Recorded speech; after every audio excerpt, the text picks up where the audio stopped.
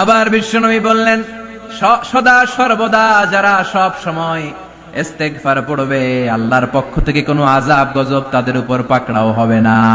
ওয়া মা কানাল্লাহু মুআযযিবাহুম ওয়া হুম ইস্তাগফিরুন। সুবহানাল্লাহ। যতক্ষণ তুমি ইস্তেগফার পড়বে, আল্লাহর পক্ষ থেকে প্রোটেকশন আছে না নাই?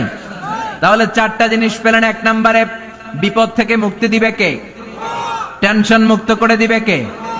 রিজিকের ব্যবস্থা করে দিবে কে? আল্লাহর আযাব আর গজব থেকে আপনার হেফাজতে রাখবে কে?